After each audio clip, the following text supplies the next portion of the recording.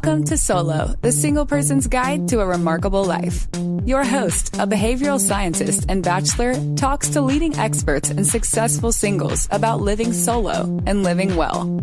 Travel more, make things, sleep in when you want to. Here's the playbook for the person who is unapologetically unattached. Now, please welcome Dr. Peter McGraw. Welcome back. This week's guest, Leighann Lord, is a stand-up comic and solo caregiver for elderly parents. We discuss the challenges of being a caregiver and how those responsibilities are often taken up by people who are not married with children. She gives some tips for caregivers, and we finish by discussing some ways to begin preparing for getting old yourself. I hope you enjoyed the episode. Let's get started.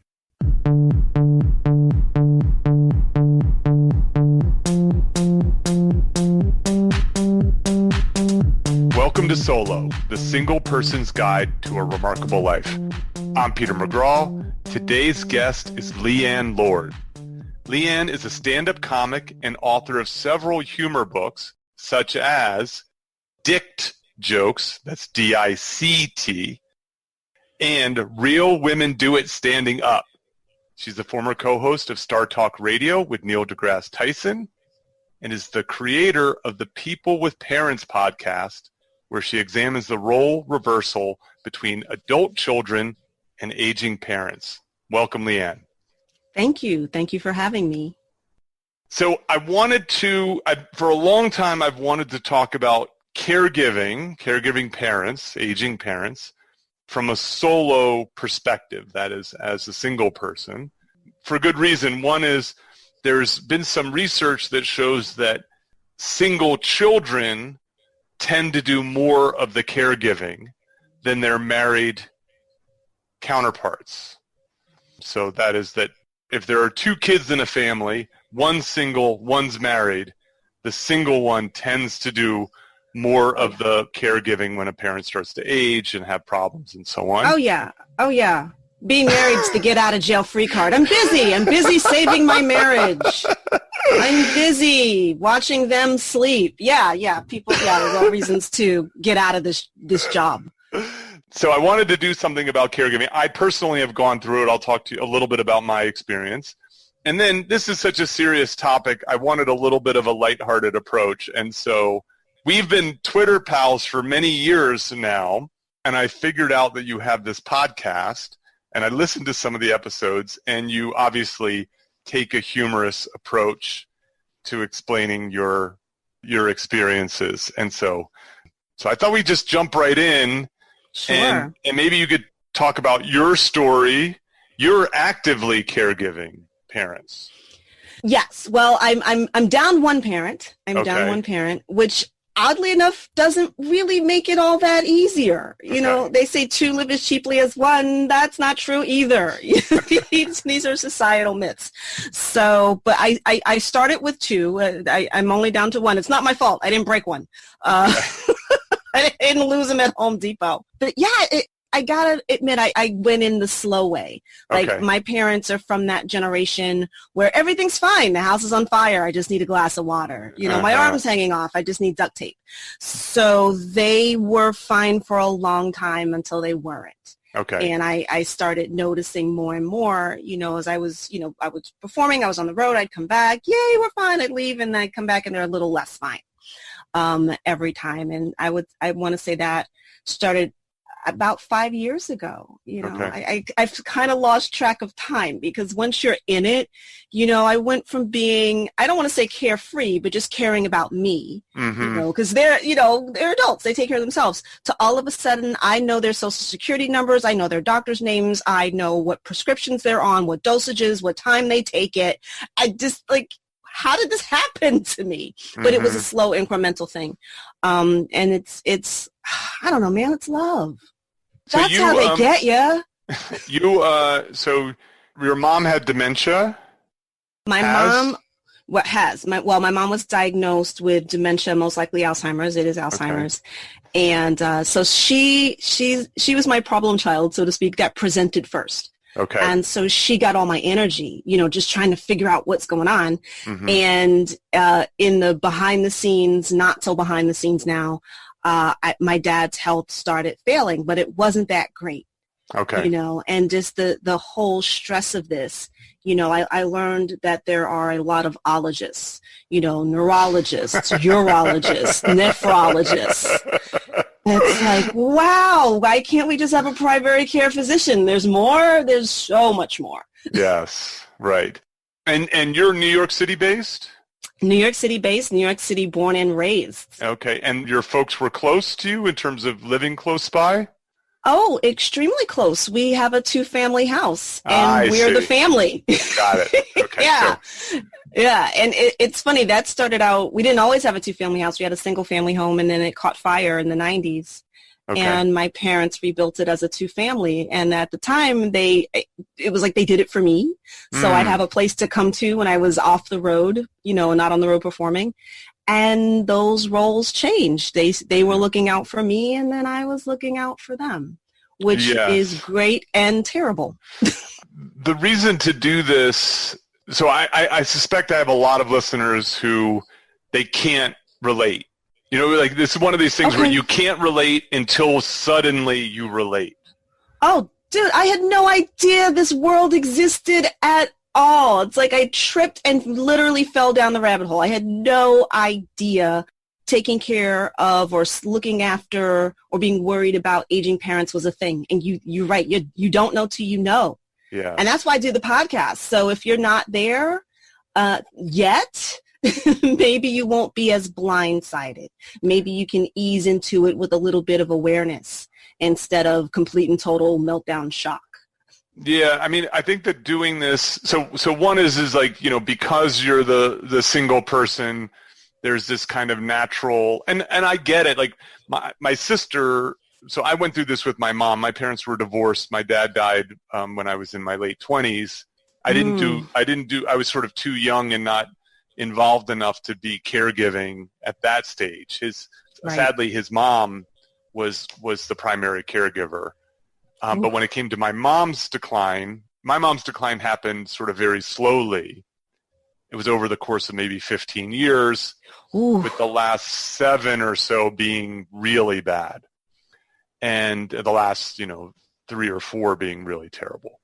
And, in the case of my mom, I gave my sister a pass because she had 2 young children, a career, and my mom could be toxic and could be difficult. And so inviting that energy into my sister's life, I just didn't think was going to be good for anyone, frankly, especially the kids. And I just felt like I had the resources, I had the money, I had the flexibility. I didn't have the time, but I had the flexibility. And and I could handle her better than the average person. I had years of training. I had a great therapist. And I just knew that if I didn't do it, no one else was going to be able to, and that she was going to be worse off. And so I did it, and I think it was the hardest thing I ever did. It was, it was harder than my PhD, which was the second hardest thing. And so this is always sort of, and now my mom passed in 2012, and so now I have like a lot more distance from it all. But it's still, you know what I mean? I still think about it, and I still think about how much it took out of me, how much it forced me to grow, and so on. So let's talk a little bit about, because you've done something that I haven't done, which is I barely have ever talked about it. And I can't shut up about it. I'm like, hello, have I told you about my adult toddlers? Well, I think there's something, I think that's good, right? I think people need to hear about this. Like, they need to know that it's potentially on the horizon.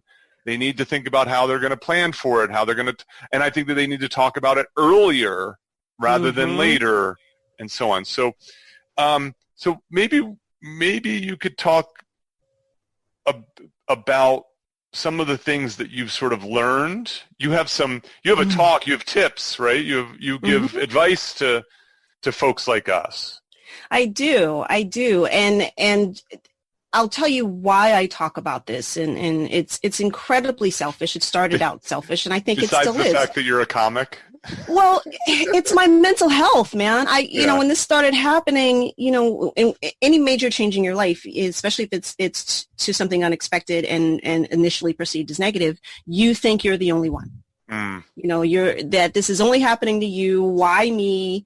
And I was really struggling because these are, I should say, I liked my parents. You know, so I grew up loving them. We were a very loving family. And then when I became an adult, I actually liked these people. I liked who they were as people. And we spent lots of time together, you know, when I was not on the road. And so this shift in relationship, that decline in their health was a real shock to me. And as a comic, as an artist, you know, sometimes you process these things through your art. You know, it's no different than comics that get on stage and talk about dating, the pain of being married, the pain of getting divorced, of having kids. You know, you're sort of talking it out as you're living it. And at first I didn't want to do that because I thought, oh, you know, young people in the audience won't understand. And that's not true, because some of them are children of late in life parents, or they're taking care of grandparents, or they have folks in their family who, you know, who are sick and need help. So, you know, people come into this game on a lot of different levels. But that's what I learned when I started talking about it. Yeah, that's great. I think, so did you start off by talking about it on stage, telling jokes about it? I did. Like I'm sure I had a really frustrating day with my dad. I'm telling a story on stage, just being like comic angry about it. And once I started doing that, people would come up and tell me stories about their parents or their dad. Oh my gosh, Leighann, my dad, my mother-in-law, my this, my that. And I realized there's something here. Yes. And the stand-up stage wasn't always the place for it, because it does depend on the makeup of the audience. You know, these type of jokes wouldn't necessarily go over well if I were performing at a college or on a midnight, you know, a comedy club stage. And I felt it deserved another outlet. And so I started the podcast, just these little stories. That's how it started out. You know, I've branched off into doing interviews, because again, people want to talk about this experience, and I think that there are experiences other than mine that people can benefit from, particularly people who have moved past this, to let them know there is an after. And what do you do? Which might be hard to really see when you're in it. And a lot of what I learned, you know, I learned the hard way. You know, I always heard of this, you know, mythical social worker that would swoop in out of nowhere and help you figure the system out. Yeah, I'm still waiting on my fairy godmother social worker. That didn't happen. But just, you know, just to ease into it. And it does help if you have a good relationship with your parents. It's exacerbated if you don't. Or it's also difficult if you're at a distance. You know, as much as I, you know, living in a 2-family house, and there were moments of, because they were right there. Yeah. You know, so if something happened, I was there. You know, I could make choices and decisions right on the spot. And I hear from people who don't live close. And it's a very scary, frustrating thing that makes their job and their worry even more difficult. Yeah, indeed. So one of the things that I really like about your podcast is I really get the sense of your affection for your parents. Yeah. And so like you tease them, you make fun of them, you make jokes about what's happening, but I can see how it comes from a place of love. And that's, I think, really nice. One of the things and I had to discover this along the way, and you can hear it, you know, in the through line of the podcast, is, you know, I would get angry or get upset about something that was happening, and then trying to take a step back and find that line between letting them have their independence and their dignity and having that respect, and then knowing when to step in and how to step in so that I don't rob them of those things. and when to just walk away, when to just say, you know what, I'm not having this argument today. We're not arguing about food today, sir. If you want to eat all the peppermint candy, you may eat all the peppermint candy. I'm not gonna argue. So a big part of this, when you're in the trenches, is picking your battles. Yeah, I think that's right. You can't, because you're not going to win all the arguments, nor do you want to have all the arguments. You just don't. And you want, I mean, also, the thing that makes some of this reversal, as you talk about it, so difficult is, your parents aren't becoming children, right? They're still adults. And so it's not the same as a parent-child relationship where you can say, because I said so, Although I did have a few of those moments. And it's best kept at a few, because at the time when I did use it, that my parents were like, oh gosh, you serious? We messed up. That's funny. That's so interesting. Oh, it had some authority, because again, why wouldn't I let them be the adults they've been longer than me? And I think I think it is important for people to maintain their dignity, maintain their autonomy. Yes. Even when they have to, especially when they have to lean on the person that they used to be leaned on from, to have their children doing this. And I in no way want to give the illusion that is in any way an easy dance to do. I don't think it is. It is a life dance where the steps change every day and you don't get a chance to practice. The music starts and go. Yeah, I was doing mine long distance. So I was in Boulder, Colorado, and my mom was in New Jersey. Tough. And it was hard because, you get a phone call sometimes from a police officer or from a hospital or from a social worker or from her, you know what I mean? I'm in the hospital, these kinds of things. And, and so having to manage some of this stuff from afar is difficult. I can't even imagine, because managing it here was challenging, and sometimes I wasn't always here. I'd be on the road. I'd be in another state. There was one time I was in another country. I was in South America. My dad calls me, because of course I kept my phone on. You can't ever turn your phone off, which is why I hate my phone. It's like, oh, who's calling now? Is it them? Is it the insurance company? Is it a doctor? The fear of the ringing phone became a thing. But I'm in South America. The phone rings. It's my dad. And he doesn't have a concept that I'm not in the country. Okay. he doesn't. That's where he was at that point. And I'm like, hey, Dad, what's up? He goes, oh, I'm just hungry. I haven't had anything to eat. And I'm like, that's weird. Because, I had a home attendant here for my mom, and their main thing was taking care of my mom, but they would also look after him as well. And I had to take him at face value. I just didn't know what to do about it in Argentina.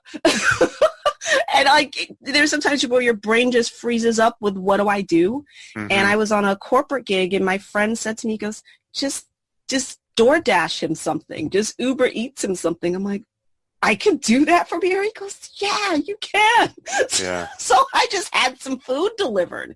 And, it's very likely that he did eat and he just didn't remember, but I also didn't want to take that chance. And, again, if the shoe was on the other foot, my dad would not have hesitated to have gotten me something to eat. Yeah, that's right. It's a simple thing. It's not the he's in the hospital phone call. I can do something about the food. You eventually learn, even the hospital. Let people do what they do. I'm not a doctor. I'm not a nurse. I'm not a geriatrician. If they are in good hands, sometimes you have to let them be in good hands. Yes, I understand. Yeah. After my mom died, I started turning my phone off at night. So I turn my phone off when I sleep now. Yeah. It's like jealous. It's a luxury. Yes, it is. That I didn't have for a long time. So you're still dealing with it. So what are some of, between the two of us, do our best to kind of prepare our fellow solo listeners who may have to someday caregive a parent or two. What are the things that they should know, thinking about? What advice would you give them? Okay, there's some very practical advice that I will only share from experience and not because I'm an attorney or an accountant. Okay, normal caveats. Yes, just throwing that out there. This is not law or accounting advice. No, maybe law and order advice, don't murder anybody. That's the best I could do on that front. But you want to know, I hate to phrase it this way, where's the money? Yeah. Where are the accounts? Whose name is on there? Do you have access in case of an emergency? You may not have that relationship, but where is stuff? Because you don't want to be asking those questions, and in a difficult or an emergency time. And I was very lucky because my mom, my name was on her accounts since I was a teenager, because she had that forethought. She thought it was important. Like, she would go to the bank and take me with her. She wanted the bank managers and everyone to know who I was. And at the time, as a very young woman, I didn't get it until the day I had to walk into the bank and do business without her, and there were no questions asked. They were like, "Hello, Miss Lord, how may we help you?" So so on my mom's side, I was coming from a very fortunate situation. My dad, on the other hand, had this huge distrust of the internet. I don't want to do anything online. Just write things in my checkbook. And I'm like, sir. It was just this fight, and I'm like, you don't understand, Dad. You were in the military. You worked for the city. You own a home. You are in the matrix. They have you. Right. Writing a physical check is not going to be any different than me paying bills online for you. And eventually I took that over. So knowing just not for nefarious reasons, but knowing the accounts, where they're held, can you get access, or do they still have access? And just so that financial part of it, do they have wills? Mm-hmm. Not that you even need to be in it. You may not be, but you should at least know what their wishes are, and again, these are not easy conversations. No, they're not. I think of, so one of the things that I figured out, so I wrote down a few ideas. I have exactly the same thing that you have, which is, how do you plan for this? Because how do you get access? How do you get cooperation early? Because one of the things that I figured out is the government really protects older adults. Yes. So there's no, unless you have power of attorney, if you want your parent to do something they don't want, you basically have to go to court and show that they're unfit to make decisions for them. And that's not something that a judge will grant lightly. No. And so even if they're making bad choices with their money, with their health, with their home, whatever those things may be, especially if they're not a danger to others, and it's often hard to demonstrate they're a danger to themselves, the best route is through their cooperation. Because I don't know about your parents, but if I had ever tried that with my mom, she would have fought me to the very bitter end, and both of us would have been worse off, because I would have been removed from any sort of caregiving, and she would have been completely on her own. And so I think broaching that topic like ridiculously early, when it's not even a threat, is a good idea. Yes, when they're not threatened, when they're not vulnerable, what if I wasn't here? What would happen? Mm-hmm. And unfortunately, parents are kind of like us. They're human beings, and nobody thinks they're going to be 95 and vulnerable. Yes, that's right. Even if you plan for retirement, you may not plan for that. Yes. And so who's going to help you? Who's going to make those decisions? Who's going to keep you safe? Mm-hmm. Because the state is not, there are things in place to take care of the vulnerable on a governmental level. Do you really want the government looking out for you? No. Do you really want the government making those decisions? And even if they don't choose an adult child, they have to choose someone. Yes. who has their best interests at heart.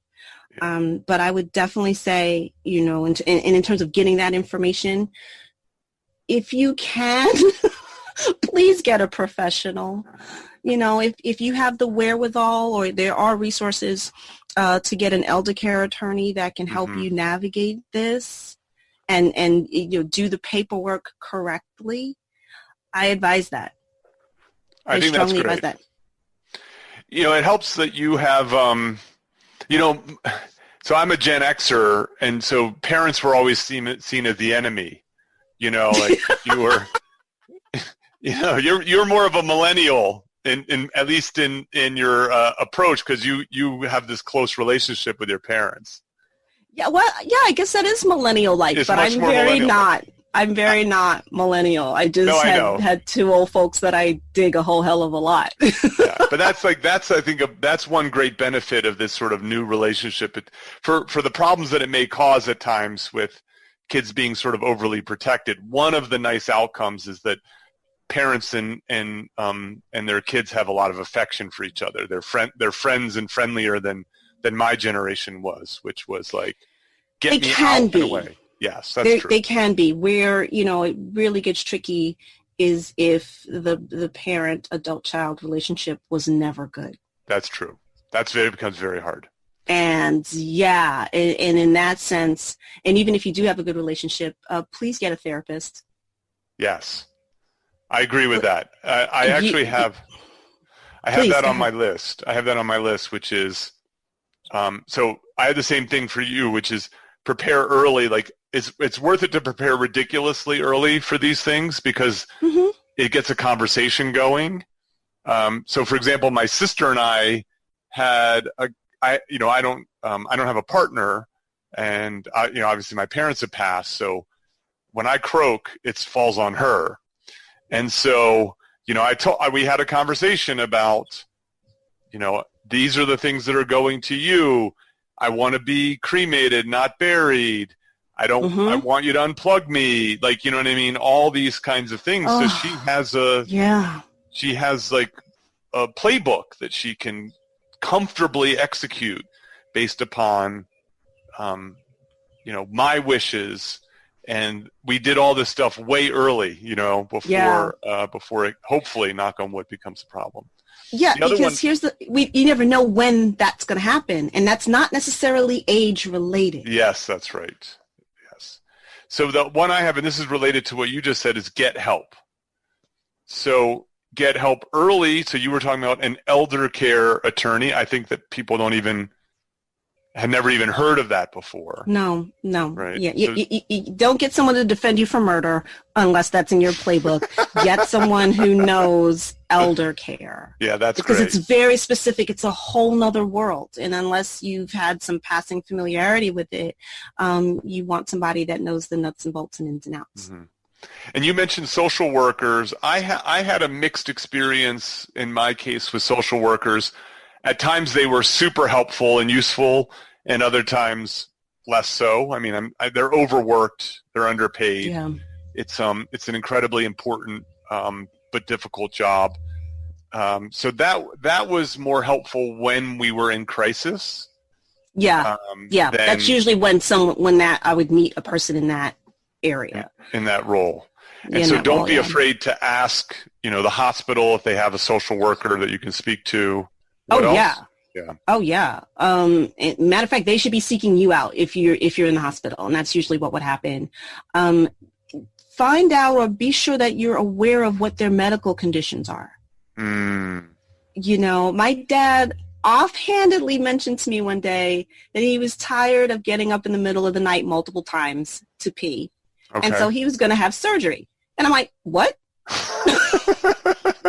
My dad was 80 at the time. And I'm like, who's okay in surgery on an 80-year-old man? And I'm like, wait, what's your recovery time going to be like? Who's here to help you? What's going on? And so I started going to those appointments. I actually went to the appointment where he had to get cleared for surgery, and he didn't get cleared. They said, oh, you have to go to your cardiologist. And my dad's like, okay. And I'm like, you have a cardiologist? Like, I had no I see. And we set up the appointment. I'm like, okay, maybe I should go to this cardiology appointment. And I go, and the cardiologist, Dr. Singh, lovely man, is running down all the problems with my dad's heart. And my dad's sitting there real quiet, like none of this is news to him. It's all news to me. And I'm sitting there looking at my dad like, what? I see. And I'm like, okay, I need to start paying way more attention.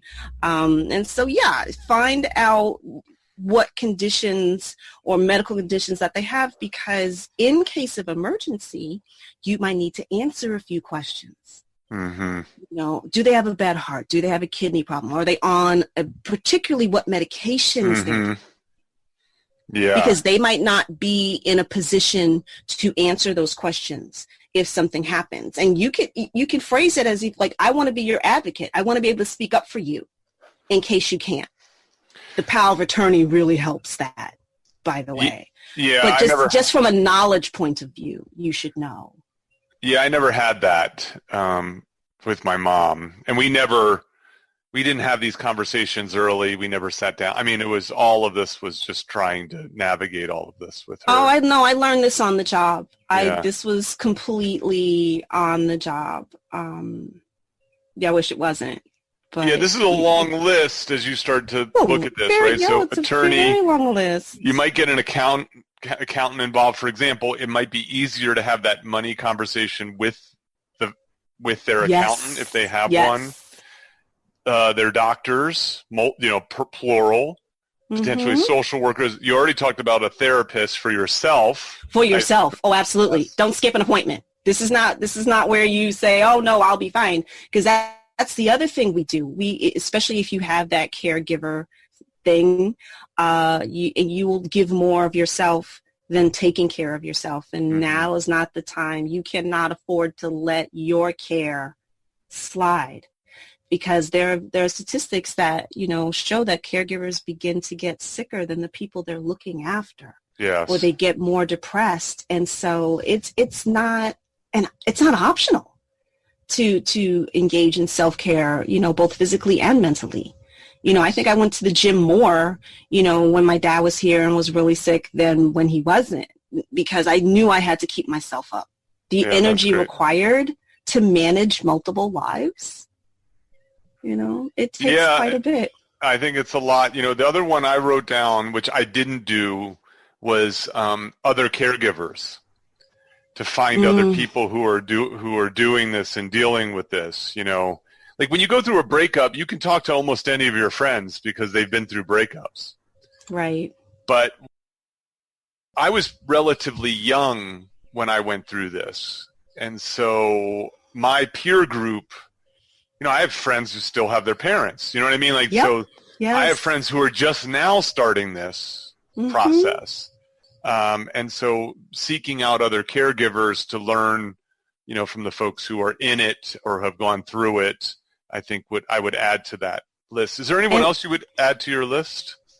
No, I do want to say caregiver support groups are very important because this experience can be isolating. Mm-hmm.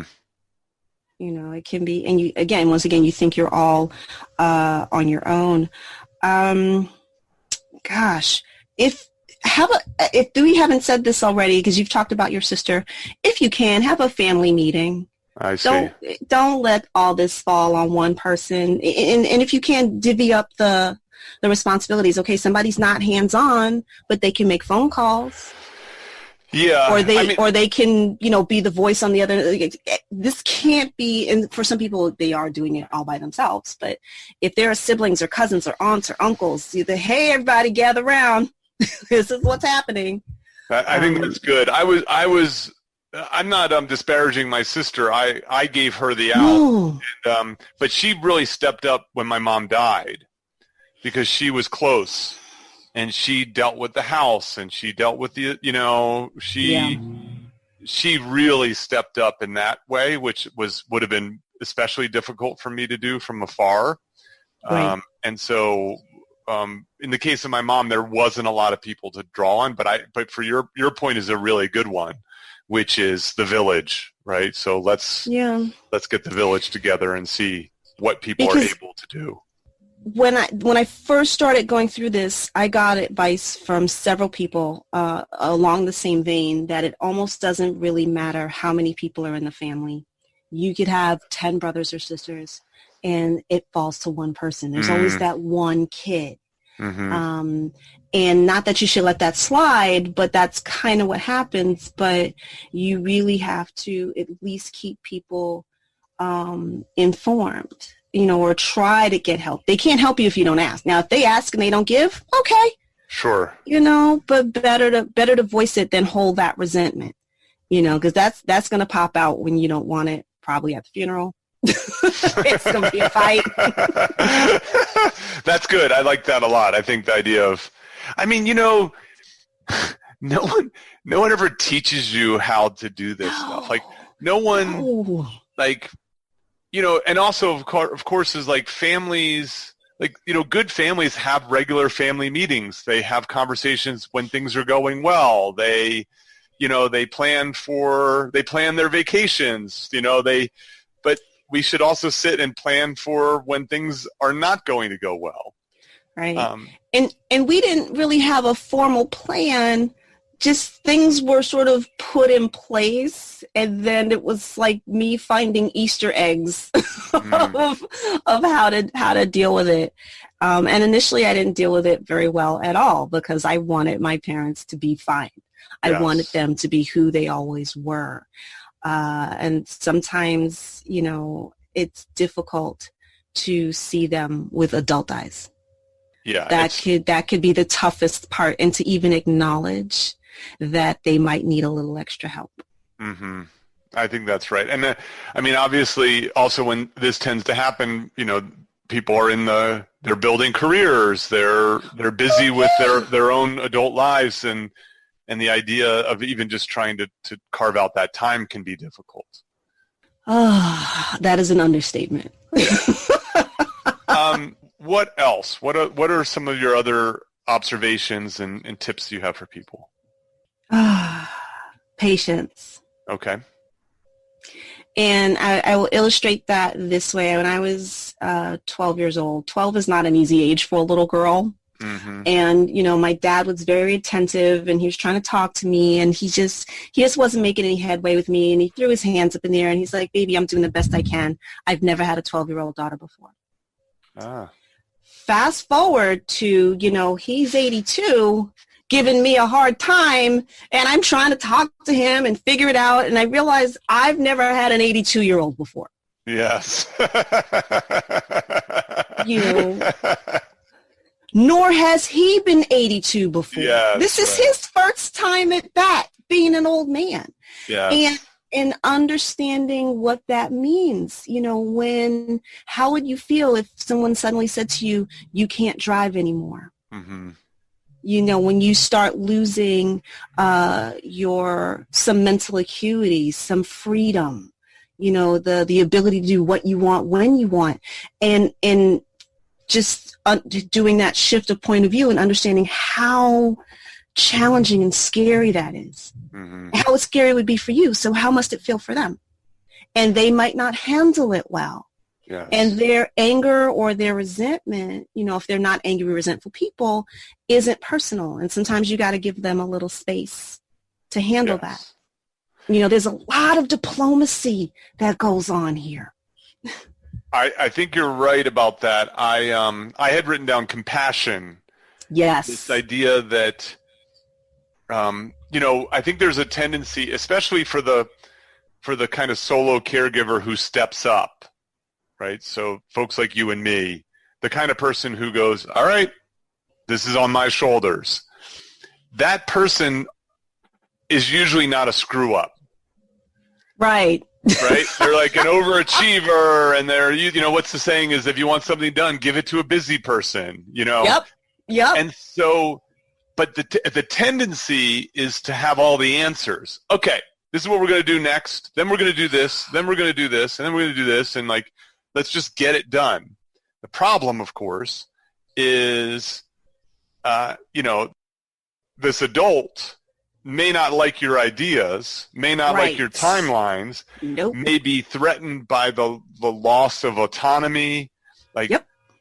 especially, there comes a time where they shouldn't be in the home alone anymore. There's a transition to another space of assisted living and a nursing home, something like that, which is clear as day to you. But because their slide has been so incremental, they haven't seen the big change.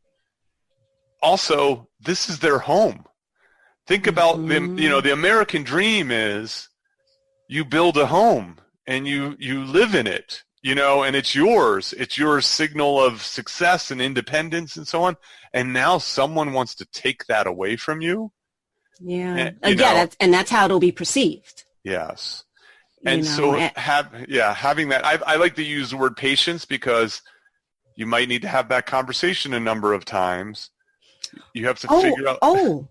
Let's just say that up front. You're going to have the same conversation over and over again because folks don't remember. They say they forgot. They really didn't, leave logic at the front door. I spent about 1.5 years not understanding why my logical arguments were not being accepted.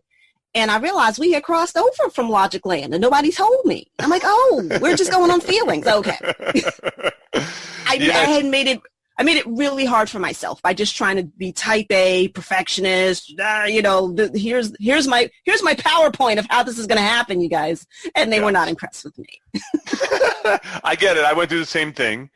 I found that it was because I couldn't dictate. I did not have power of attorney. I had to. Everything was a negotiation. I had to. For example, it was clear to me that my mom needed to move into an assisted living. Like there was no doubt about it. She had falls, she had a number of bad experiences. She was a danger to herself on her own. She would not agree to do that. And even more, she thought she was angry with me for doing it. Mm-hmm. And what I ended up having to do was, essentially say to her, I understand why you don't want to leave the house. I can't force you to do that. I will help you do it when you're ready to do it. I will pay for it. I will find it. I will let you vet it. You know what I mean? These are all of the things that you will do, that I will do and you will do in order for this to be the best situation possible. But then what I had to say to her was, but I cannot enable you to continue to make bad decisions. That is, you won't agree to move to assisted living, but I won't agree to do certain things that put you in danger. For example, so this was one on my list, was this idea of safety first, right? So there's a lot of things that need to be done, but the most important thing is to try to keep your parent as safe as possible. That they don't become a danger to themselves or others, especially others. Right? So this issue of driving comes up. And so at some point, my mom had become a dangerous driver, but her car had broken down. And she wanted me to get her a new car or a new used car. Mm-hmm. And I said, Mom, I can't, I know I'm not, I think you should be living in assisted living, so you don't need a car. I can't force you to do that, but I am also not going to get you a car. I was like, if you want to continue driving, you need to get a car yourself. You need to find that way to do that. I don't think you should have a car, though. I don't think that financially it makes any sense for you, and then I think from a safety standpoint for you and others, you shouldn't. But for her, the car was independent. This was pre-Uber, especially, and so she was facing being more isolated. But I had to draw a line in the sand that was like, I know you want this car. I know I can afford to get you this car, but I'm not going to get you this car because it's bad for you. I'm not going to enable you to make bad decisions. And sometimes, and this is particularly, for your listeners, if you don't have a problem being the bad guy and standing up and making that declaration, that's great. And even if you do, what might make that a little easier is to enlist a doctor. You know, the next time there's a medical intervention, you know, just kind of pull the doctor to the side and said, hey, can you talk to them about driving? And if it's a doctor that you have a relationship or you know, and it's not the emergency room doctor, unless they're there for a car accident, different thing. But sometimes they need to hear it from a professional. You know, and once again, the same way when you were a teenager, your parents can tell you something a million times. You hear it from your favorite celebrity, and now it's gospel. What? So again, you know, enlist allies, enlist people and friends. If your parent has a friend who stopped driving, even better. You know, because once again, we're influenced sometimes by our friends and not by our family. But the driving thing is huge. It's really huge. But I don't think I could, like the insight I had, and by the way, almost all of these insights I got through the help of a therapist, which was how to have these conversations, which is to assure your parent how much you love them, care about them, how their health and well-being is your most important thing. But then not to, look, in the same way, like parents want their kids to be happy, but they care about their kids' health more than their happiness, right? So a parent, you know, will let you have a slice of cake, but they're not going to let you eat the whole cake, you know? And so parents are willing to disappoint their children for their children's well-being. Children should be willing to disappoint their parents for their parents' well-being. Agreed. And so those were hard conversations to have with my mom, where I just had to say, not going to force you to do anything you don't want, but I'm worried about you. I care about you. Here's what I think would be the best situation.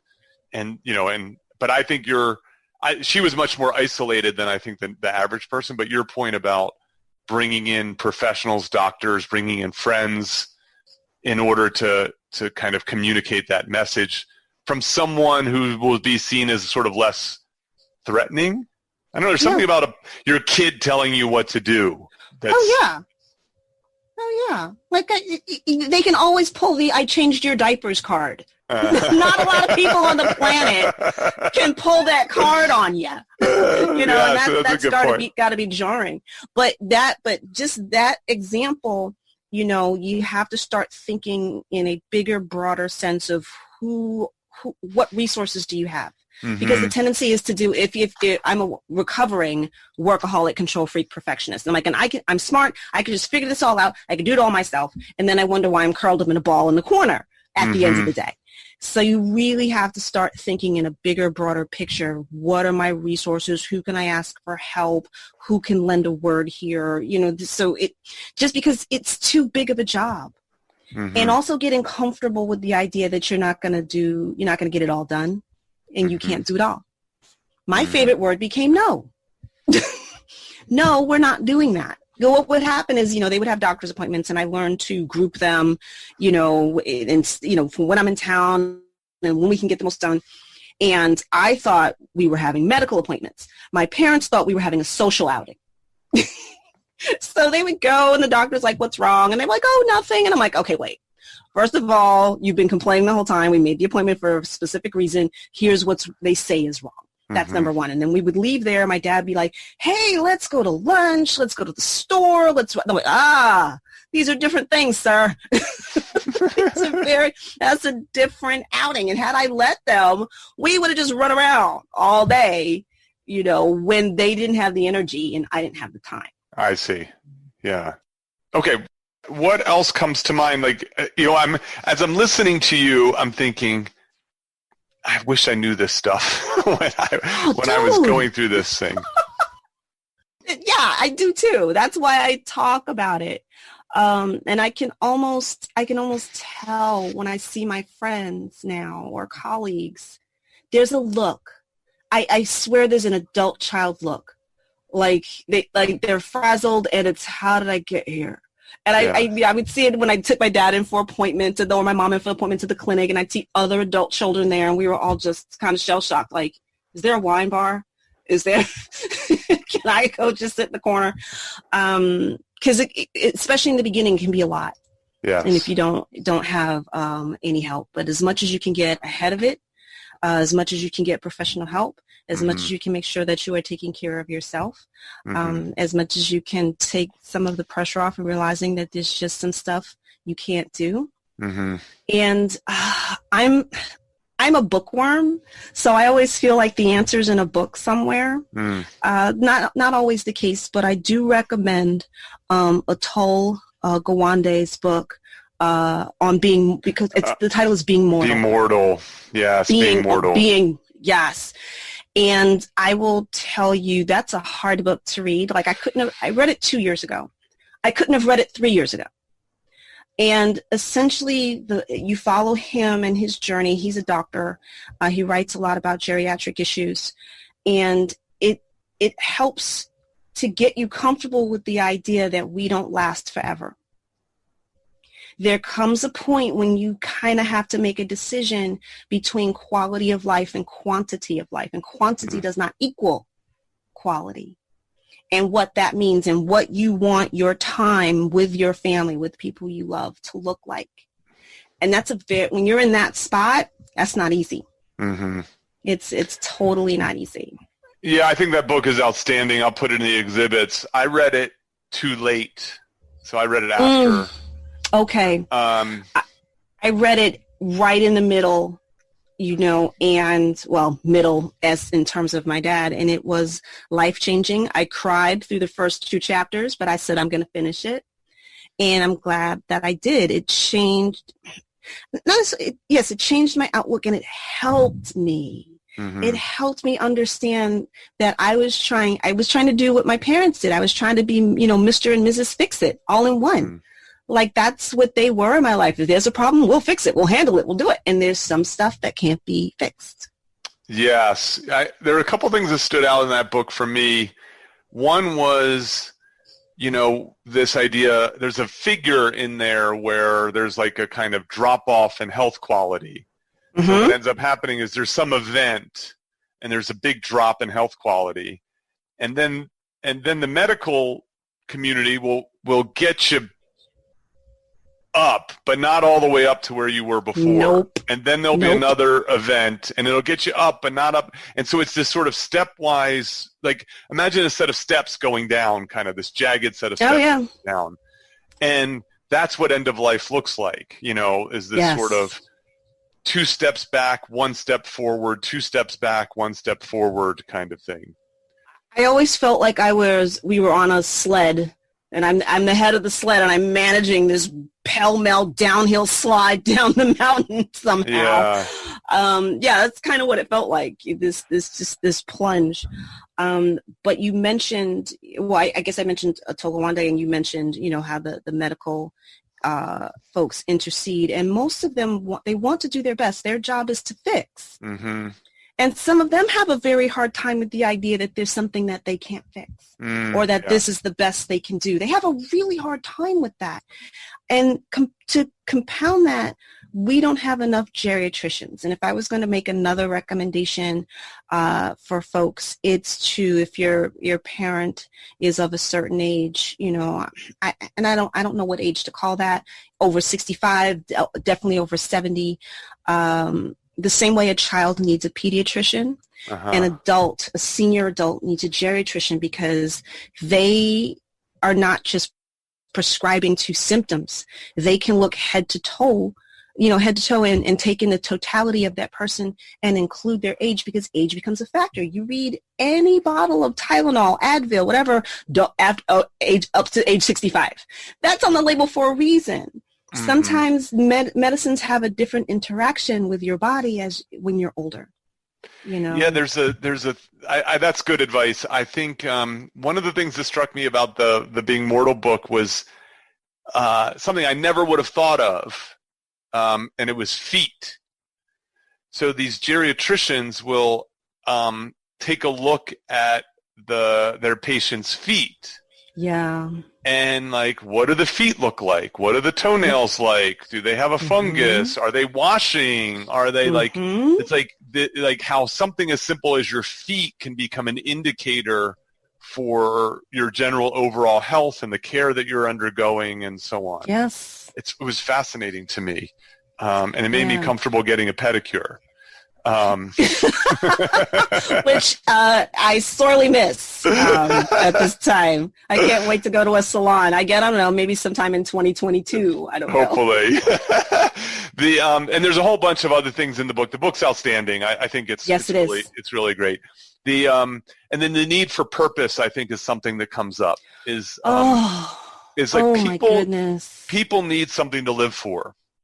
They need a reason to get out of bed in the morning. They need a reason to take good care of themselves. They're not, these are adults. These are people who live full lives. They raised families. They had careers. Mm-hmm. They need, I don't know the right word, but they need compelling things to do. And I think that's something that is important to try to foster as a caregiver. Man, I'm even trying to think about that now. I have some, birds of a feather, me and my type A friends. We have this discussion periodically that we need a hobby.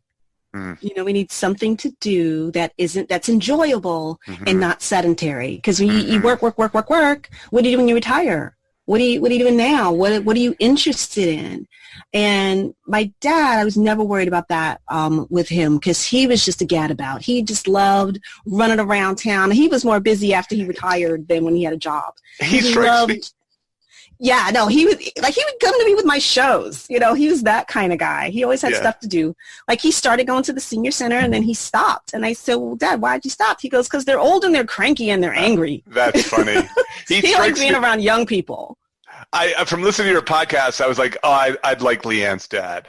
Oh, man, everybody loved my dad. Yeah, he just seems like one of those guys who's just like a bit of the life of the party and, yeah. By the way, guess where you got it from? And I don't even have it to the degree that he had it. My dad, he very charismatic, very, very thoughtful man. He had that ability to talk to the janitor and the CEO. That's great. And he's like, you really want to talk to the janitor, though, because he has the keys to everything. The CEO doesn't. That's fascinating. Yeah, that's great. Now, I do want to say, on the other hand, my other one, my mom, she was always more a bit of a loner. Okay. I guess opposites attract. She liked being home and doing her photo albums and writing letters. So, the approach to how we deal with that with her was different because it's like you also can't change someone's personality. Yes. It's not just going to suddenly change. Like my dad, he'd rip and run and go to Atlantic City anytime. He loved it. So it's like, what do you do, to help people, continue working or finding a purpose that still fits who they are? Mm-hmm. That's really tricky. So it's almost a cautionary tale. Who am I now? Am I going to be that chick in 20 years? And is that sustainable? So I need a hobby. Yeah, I think that's great. So let's do this. I'm going to add one thing to the list, and then I think we should transition. And the last thing we talk about is how do we prepare ourselves to be older people. So my last piece of advice is you don't have this luxury given your career choice, but some companies offer family leave. And so in the same way that you can take a leave of absence because you have a child, it's possible to take a leave of absence because you're caregiving someone. Yeah. And I did not do that. My university, I think, offers some form of family leave. I did not do that, and I, in hindsight, wish I had. It was so incredibly difficult to maintain everything that I was doing, trying to, to teach my classes, to publish research, to work on books, to try to have a social life, to take care of my own health and well-being, to caregive from afar. This is they call it benefits for a reason. Right, it's in the benefits department. I encourage people to take that benefit if they need it, and that's not something. There's this sort of like have a stiff upper lip. It doesn't feel the same as having kids and so on. No. I say take the family leave if it's offered to you. Yes, flabby upper lip. Stop trying to white knuckle your way through this. You don't get any points for suffering. Yes, you just don't. And because of, my profession, because I'm, an independent freelance artist, it's, for most of my life, that's been wonderful. And then stuff like this happens. And yeah, there's no family leave when you work for yourself. But because of my career and how I book things and how I travel, what I did have was a little bit more flexibility. I see. Yeah. So I could be there for a Tuesday 2:00 appointment, and not necessarily every Tuesday, but when I was the one scheduling things, I knew when I was in or out of town. And so what looks like a negative ended up helping me, but was still incredibly hard. So man, so I agree. You're right. If there's a benefits department and you have that, sashay right on in there with no shame and help yourself. I agree. There is no shame in it. It's there for a reason. So you've brought up a couple things that you talked about for younger people to consider. What's fascinating is people will prepare for their retirement. That is, they'll save money. Theoretically. Theoretically, some people will, but they prepare in no other way. And so let's just chat for a few moments as we wrap up about how do you prepare to become that, that older adult and head some of this off. So I have a book recommendation, which is, I'm pretty sure the name of it's called Younger Next Year. And it's a fun book. It's written as sort of a conversation between the author and his doctor. And one of the things that I remember, it had a big effect. I read it very young. It's sort of the kind of book you want to read in your 50s, 60s. But I read it in my 40s. But one of the things that, for example, came out was the importance of muscle mass. Yes. So, as a man, I think starting at age 40, the average man loses 1% of his muscle mass every year, which doesn't sound if he does nothing. I don't know I don't know. Okay. So I know the answer. I know the answer is this: is you can stave this off by doing weight training. Right. So if you're not weight training, you lose basically 1% of your muscle mass every year. Now that doesn't sound doesn't sound that bad, but the problem is that our muscles are incredibly important for our metabolism. They're important for our balance. They're important to be able to exercise and move around. They protect us from when we fall, right? There's all these things that muscle does for us. And so one of the pieces of advice is the importance for older adults to be trying to maintain and or build muscle, for example. And so steroids, we should be on steroids. That's what I just heard. Well, there are these sort of longevity folks who are focused on things like human growth hormone and, right. Things around that, those are out on the edges of I'm not sure that's right. That's always a good idea, right? Because if you take human growth hormone, it may be good for muscle, but it also helps your tumors grow. So, you got to be careful about some of that stuff.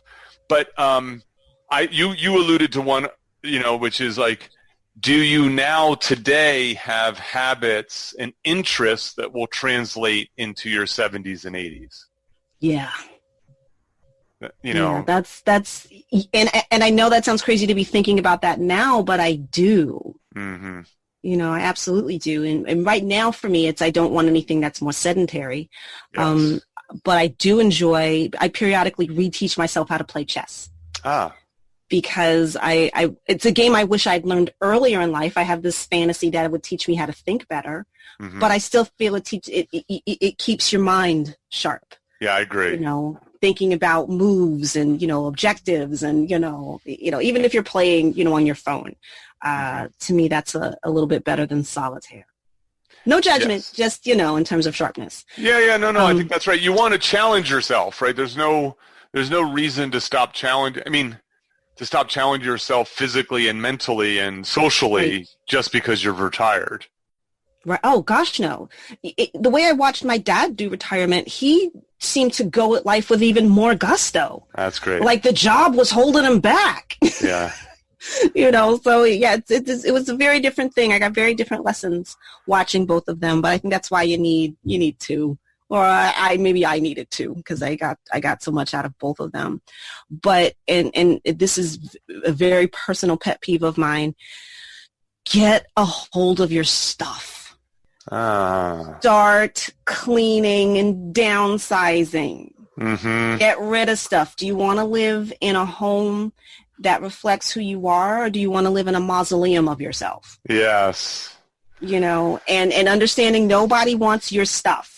Just get a dumpster, get some contractor bags. No, they don't want it. They don't want that figurine you bought in 1982 at Great Adventure. Nobody wants it. Nobody wants it. Get rid of it. Yeah, I always say that's like, the stuff that people are going to throw out when I die. Yeah, and if you look at your home with that eye, you realize, wow, I am drowning in crap. Yes. And there's also a window on that. I mean, I like organization. I like cleaning. It might have been another career, who knows? But there's a woman I follow on YouTube who talks about this. She had an episode saying that you have to take charge of your stuff while you have the physical ability to do it. Yeah. Think about the energy it takes to clean. You're down on your knees, you're reaching, you're lifting stuff. If you're losing 1% muscle mass a year, can you do that when you're 70? Yes. Maybe not. And so having the ability to take care of your stuff and a lot, whoever you want it to go to, or what you want to throw out, or how you want to downsize, and you want to make those decisions before somebody has to come in and do it for you. Yes. Can you imagine somebody walking in and making decisions about your stuff while you're here? Yes. Now, when you're not here, you don't care, but you should. You should care, especially if you have loved ones. Do I want to leave this job for somebody else? Mm-hmm. I think that's great. We haven't thought that way.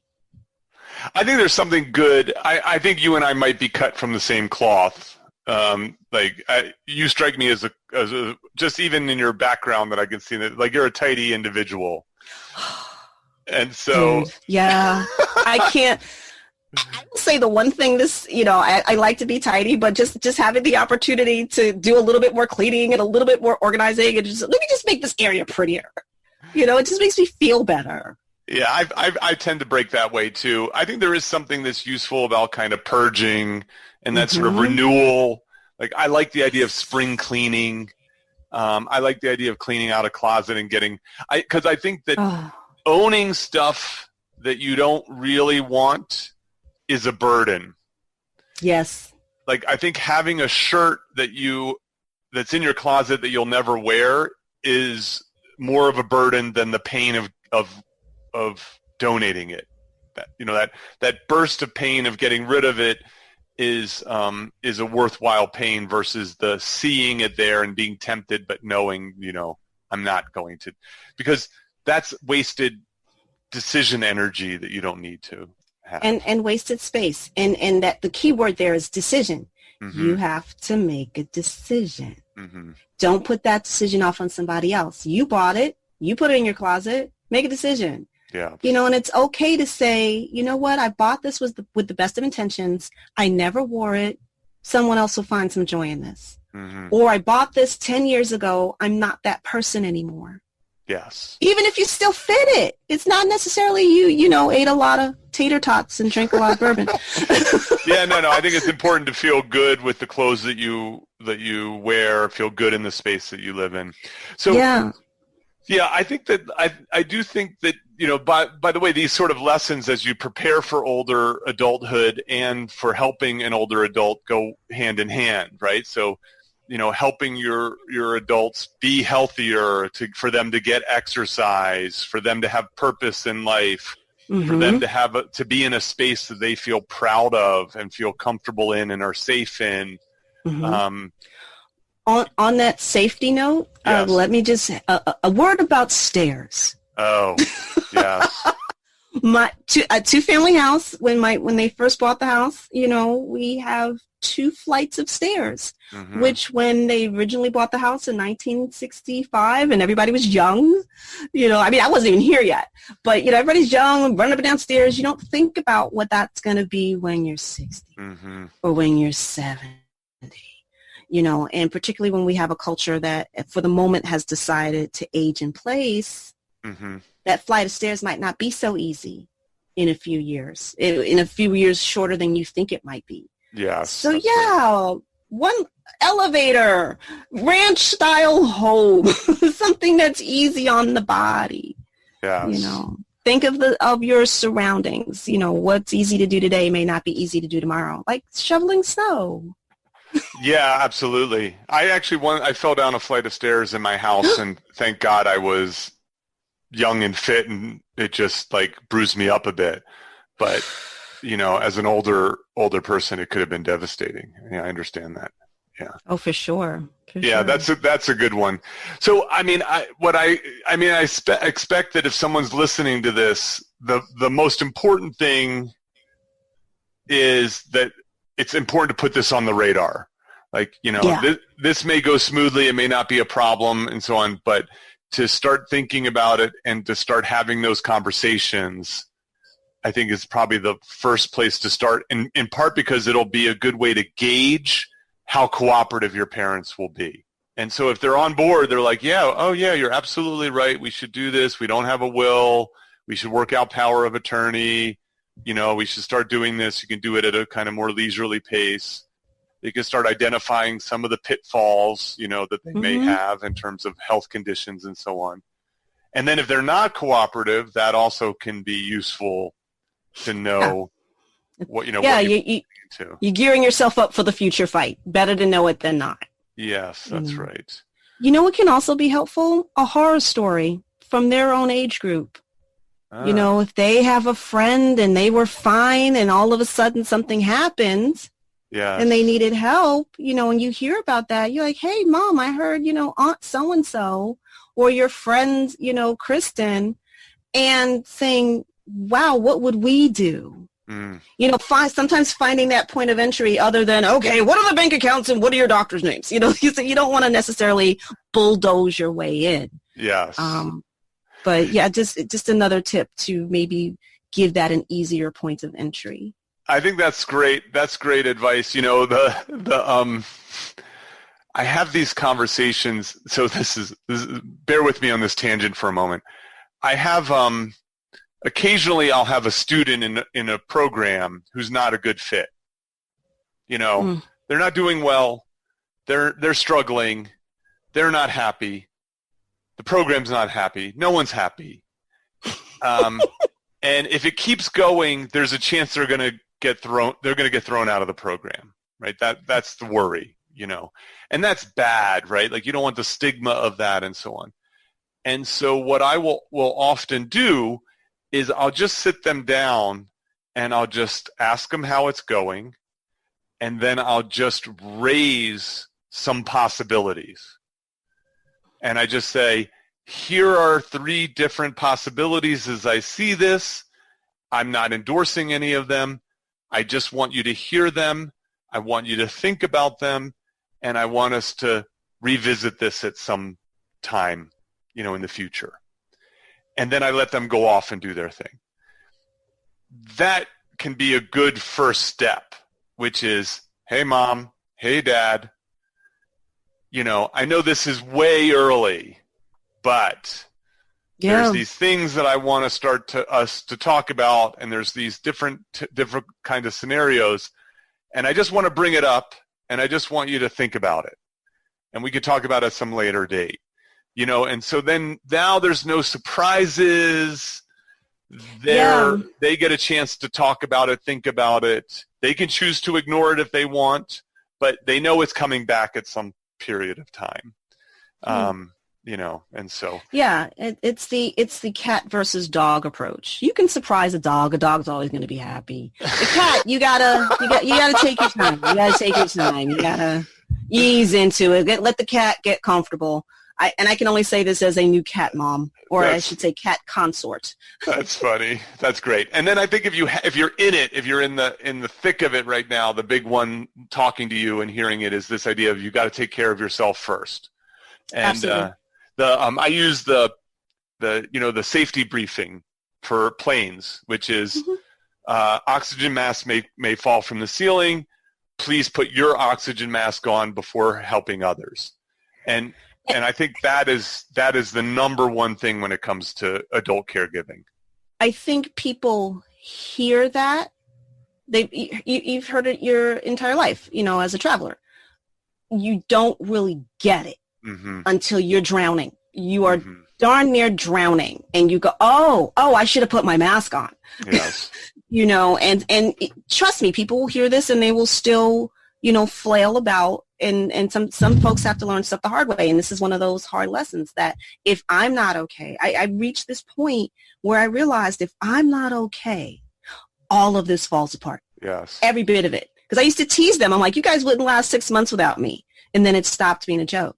And it stopped being 6 months. Yeah, that's right. It was 3 months. It was a month. It was a week. Yeah. It got that dire. And I'm like, if it's that dire and it's riding on me, guess what? I'm taking care of me. Yeah. Because great. Taking care of me takes care of y'all. Leighann, you are great. You have so much wisdom, and you communicate it in such a funny way. Thank you. If you're not thinking about a book, I think you should think about a book. I actually am thinking about a book. I mean, again, my podcast, the first, I can't believe it's been 3 years, are largely these little stories, that are all written. I have them all. And so, it's compiling them, not just for the podcast, but for a book that I think will make people smile and, grab for a Kleenex. Yes, I think it's great. You have a lot of wisdom to share with the world, and I appreciate you taking the time to thank share you for the Solo. invitation. This is great. I love this. It's great. So thanks again for your time. You people can find you where? My website is veryfunnylady.com. Yes. And I am on all social media. I'm on Instagram. I'm on Twitter. I'm on YouTube, Leighann Lord Comedy on YouTube, because I've been posting a lot more video lately since people seem to need entertainment much more, since we're not necessarily enjoying it in live format right now. And my podcast, you can find it anywhere where you would get your favorite podcast, but the source of it is peoplewithparents.com. It's great. Leighann, thanks again. Cheers. Thank you. Thank you for listening to Solo, the single person's guide to a remarkable life. For more about our guests and show notes, go to petermcgraw.com. Please subscribe and share with your single friends.